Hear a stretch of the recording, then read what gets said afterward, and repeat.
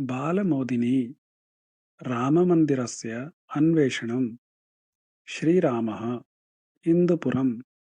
राजा विक्रमादित्यः कश्चन प्रतापी सम्राट्। कदाचित् तस्य मनसि विचारः उत्पन्नः यत् रामजन्मभूमेः अन्वेषणं करणीयम् इति। श्रीरामस्य जन्मस्थानं सरयूतीरे अस्ति इति सः जानाति स्म।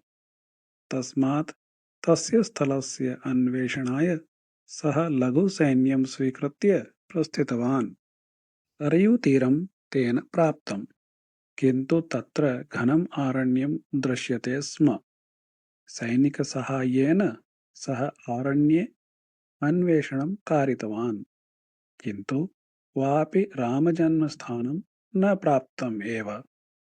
एतस्मात् सः नितरां निराशः जातः।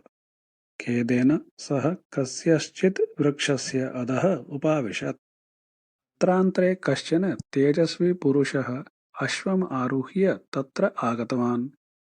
तस्य शरीरं श्यामवर्णम् आसीत्। सः नदीतटं प्राप्य नद्यां निमज्ज्य अदृश्यतां ततः। एतत् दृश्यं दृष्ट्वा विक्रमादित्यः महत् आश्चर्यं प्राप्नोत्। अचिरात् एव सः श्यामः जनः श्वेतवर्णतां प्राप्य नदीतः आगत्य तीरे उपस्थितः अभवत्। विक्रमादित्यः वेगेन तत्समीपं गत्वा तं प्रणम्य अपृच्छत्, महात्मन्, किम् एतत् आश्चर्यम्? का एतस्य पृष्ठभूमिका इति। तदा सः तेजस्वी पुरुषः अवदत्, अहम् अस्मि प्रयागराजः। प्रतिवर्षं सङ्क्रमणदिने जनाः पापक्षालनाय मत्समीपम् आगच्छन्ति। अतः अहं श्यामवर्णः जातः। तस्य क्षालनाय अहम् अत्र आगच्छामि। पापस्य अपगमस्य अनन्तरम् अहं श्वेतः भविष्यामि इति। प्रयागराजवर्य, भवतः दर्शनं मम सौभाग्याय एव इति अहं भावयामि। श्रीरामस्य जन्मभूमेः अन्वेषणाय अहम् आगतः अस्मि। तद्विषये किं भवान् मम साहाय्यं कर्तुम् अर्हेत् इति अपृच्छत् विक्रमादित्यः। यत्र गोमाता स्तन्येन मृद्राशिम् अभिषिञ्चेत् तदेव रामस्य जन्मस्थलम्।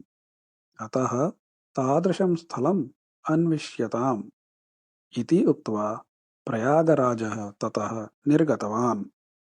विक्रमादित्यः अनन्तरदिनतः एव तादृशस्य स्थलस्य अन्वेषणाय उद्यतः अभवत्। कदाचित् वने क्वचित् क्षीरं स्रावयन्ती धेनुः तेन दृष्टा। तस्मात् सः नितरां सन्तुष्टः अभवत्। भटानां द्वारा तेन तत्र खननं कारितम्।